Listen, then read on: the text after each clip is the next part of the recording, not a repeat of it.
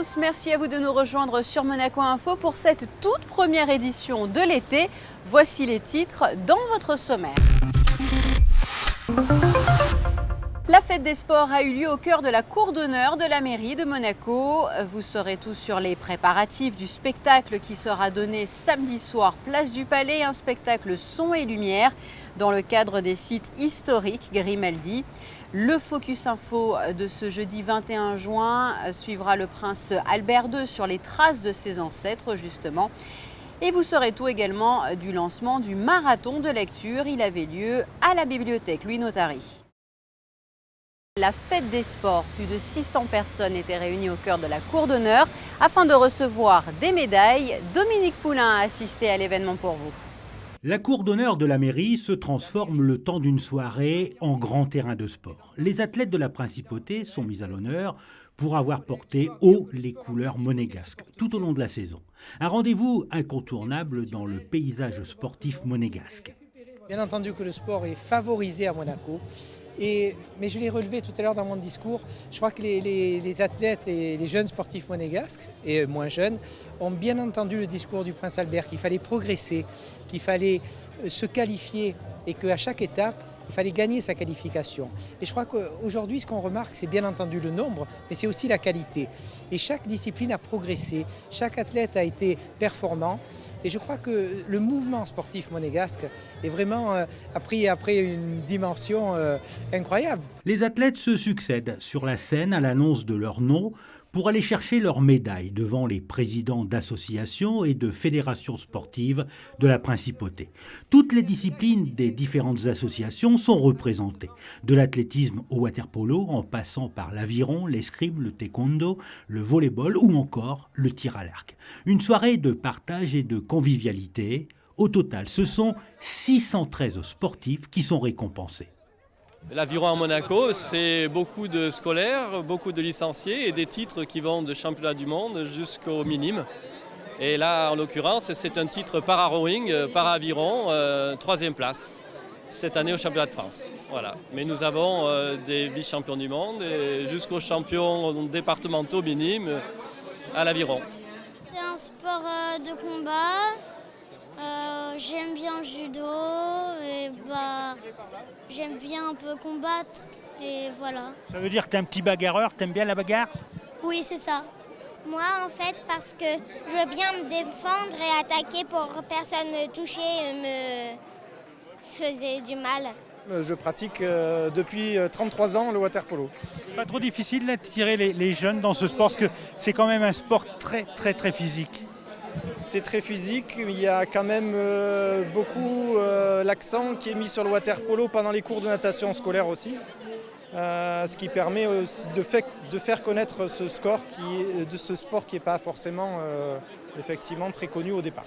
C'est aussi une occasion unique de découvrir de nombreuses associations ou disciplines en un seul lieu, comme les échecs. Et oui, ne cherchez pas l'erreur, les échecs sont considérés comme un sport au même titre que le football, le basket ou la natation. Oui, c'est un sport pour l'intelligence, pour le cerveau. En quoi c'est un sport les échecs ? Pourquoi c'est un sport les échecs ? C'est parce qu'on réfléchit avec la mémoire. Et c'est intense et il faut beaucoup d'énergie, psychologiquement aussi.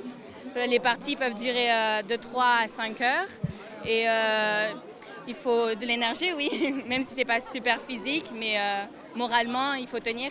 Parmi les sportifs qui ont été au rendez-vous, les gymnastes de l'Étoile de Monaco, qui valident cette saison leur billet pour l'accession en top 12, c'est-à-dire l'élite de la gym française. C'est vraiment du travail, on s'entraîne tous les jours, tous ensemble, et on a réussi à créer une cohésion de groupe qui nous a permis d'atteindre ce résultat. Avant de se quitter, tous se sont donné rendez-vous l'année prochaine. Restons d'ailleurs sur le rocher. Son Altesse Sérénissime, le prince Albert II, est très attaché aux racines des Grimaldi. Parfaite illustration de cet attachement, les premières rencontres des sites Grimaldi qui auront lieu ce week-end et tout au long des journées de samedi et de dimanche sur la place du Palais. Une place du Palais où s'organise donc ce rendez-vous très important. Vous pourrez voir des spectacles, des artisans, participer à des jeux et à des visites. Présente également plusieurs troupes folklorique pour cette première rencontre, le Marquisat des Baux en l'honneur du prince héréditaire Jacques, le comté de Carladès en l'honneur de la princesse Gabriella, mais aussi la ville de Menton, ancien territoire de la principauté jusqu'au 19e siècle.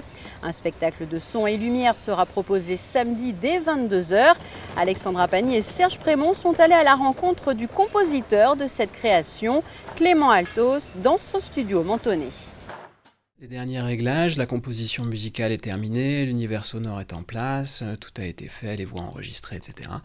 On en est dans les derniers réglages où on va remettre un petit peu d'air simplement entre les différentes interventions de voix, de manière, on va dire, à délayer un petit peu. La fin va un petit peu vite, alors il nous reste ça à faire avant la projection et tout le réglage après qui va être dans la diffusion principalement, vraiment sur place. C'est une création collective, c'est avec le collectif 8 donc que ça se passe et l'initiateur du projet qui dirige un petit peu du coup toute la conception vidéo, c'est Paolo Correa et c'est avec lui donc que je travaille pour acheminer on va dire et mettre en place tous les différents thèmes musicaux qui se déroulent au fur et à mesure de la création. Voilà, on a travaillé en amont bien sûr aussi avec la dramaturge qui s'est occupée de toute l'écriture du texte, Gaël Bogossian. Et ensemble, on a commencé par se donner des pistes. La première piste qui venait, qui était vraiment le maître mot, on va dire, de la création, qu'on avait déjà proposé dans le teaser au début et qui avait bien fonctionné, c'est avoir quelque chose qui soit épique. Voilà. Et donc de faire que sur les 17 minutes à peu près que dure la projection, le rythme reste soutenu avec quelque chose qui soit toujours en avant et qui permette de ne pas installer un rapport trop didactique dans l'univers. Ce soir ne sera pas comme tous les soirs.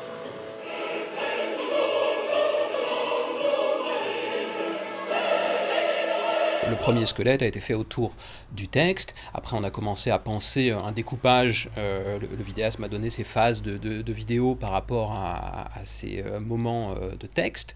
Et du coup, dessus, je savais que j'avais des durées pour faire monter un thème musical sur un timing de 40 secondes, 43 secondes, 45 secondes.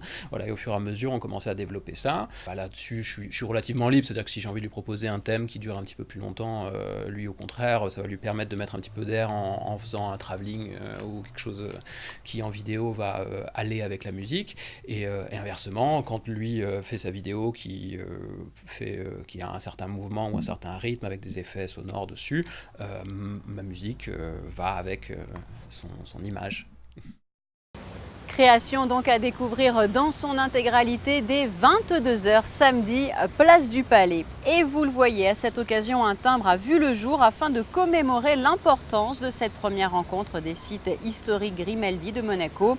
Fief toujours d'ailleurs avec ce Focus Info, vous l'aurez compris, des fiefs auxquels le prince Albert II tient beaucoup, le souverain qui était d'ailleurs dans l'Essonne en début de semaine pour un déplacement lié à cela. Alexandra Pagny était sur place.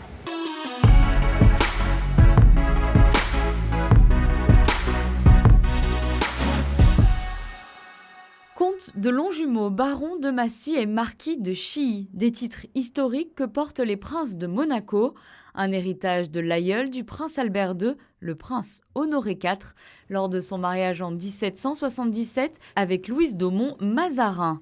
Direction donc le département de l'Essonne pour une visite amicale de 3 anciens fiefs de la famille Grimaldi. Une journée marathon qui s'annonce avec une première étape dans la ville de Longjumeau.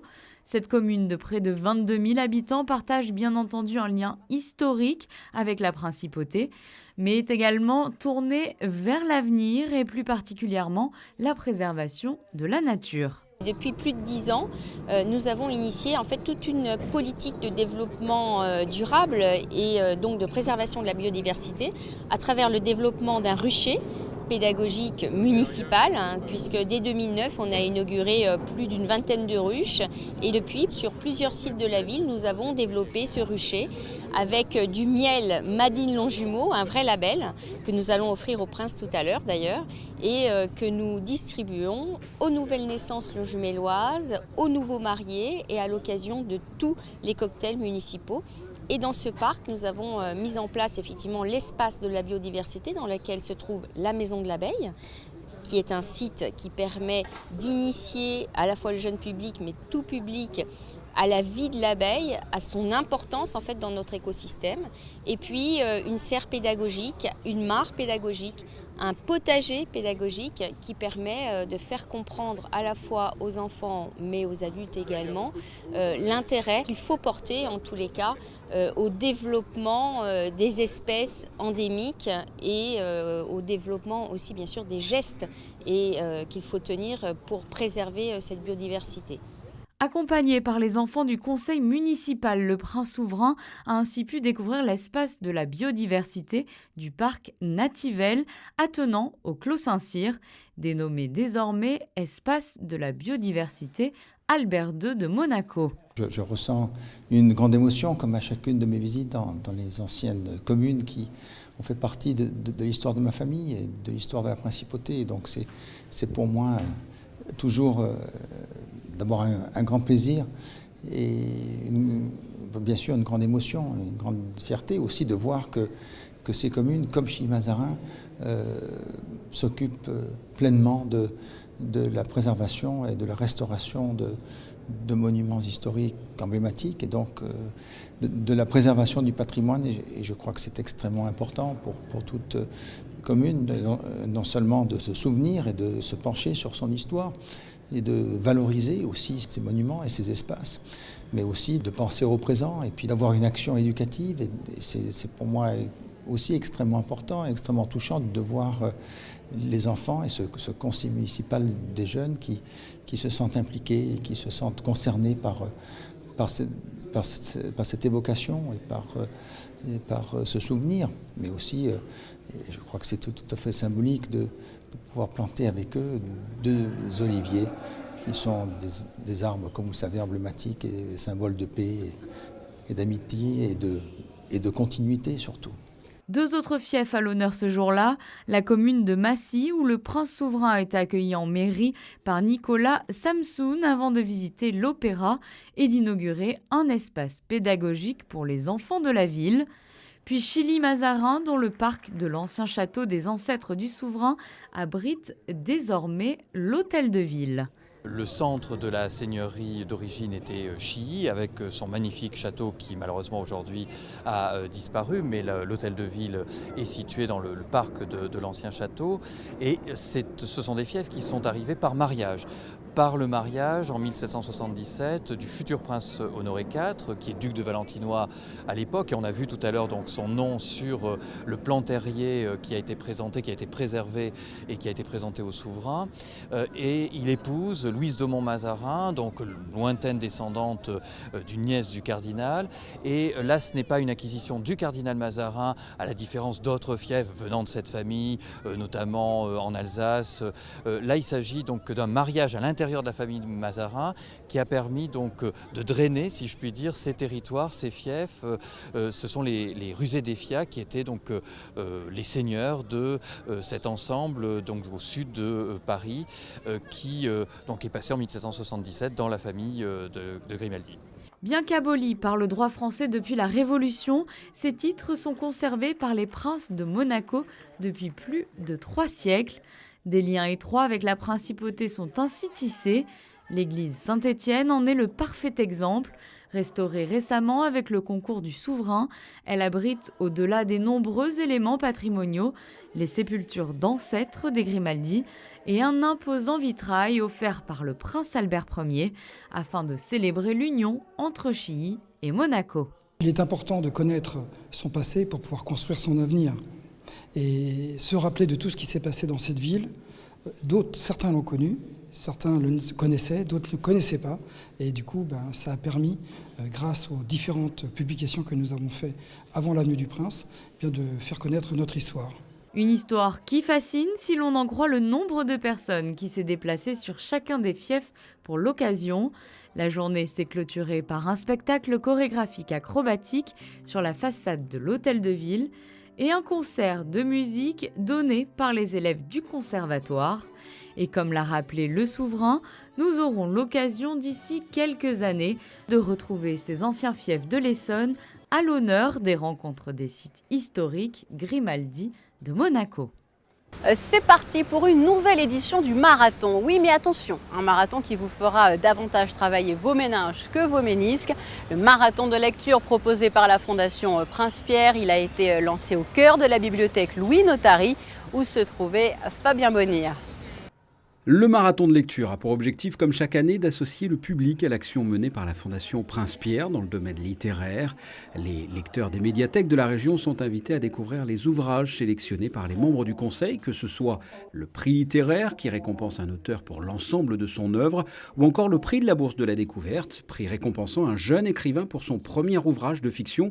Et pour cela, ces ouvrages ont été remis aux bibliothèques de la Côte d'Azur qui participent à l'événement, 12 bibliothèques au total. L'objectif de la Fondation est double. Il s'agit à la fois de faire connaître la Fondation, de la faire mieux connaître encore qu'elle ne l'est, et de promouvoir la lecture. Ces deux objectifs se retrouvent puisque en fait, la Fondation est là pour découvrir, pour célébrer, pour promouvoir les auteurs, les créateurs d'aujourd'hui. Et le fait de proposer au plus grand nombre la sélection que notre jury a élaborée permet effectivement de diffuser ces acteurs essentiels de la culture d'aujourd'hui. Les lecteurs des bibliothèques participant à l'événement sont invités à dévorer ces romans tout au long de l'été et ensuite envoyer leurs critiques littéraires à la Fondation Prince-Pierre avant le 31 août. 5 jeunes auteurs sont en compétition dans la catégorie Bourse de la Découverte. Les sélectionnés sont Adeline Baldacchino pour Celui qui disait non, Violaine Huisman pour son roman Fugitive parce que reine, Sébastien Ministru pour Apprendre à lire, Bruno Pellegrino et Là-bas, août est un mois d'automne Zoé, et enfin Agnès Riva qui a écrit Géographie d'un adultère. Pour la Bourse de la Découverte, nous avons de jeunes auteurs qui vont être récompensés pour un premier roman et puis bien sûr des auteurs consacrés qui ont été choisis par le jury de la Fondation Prince-Pierre.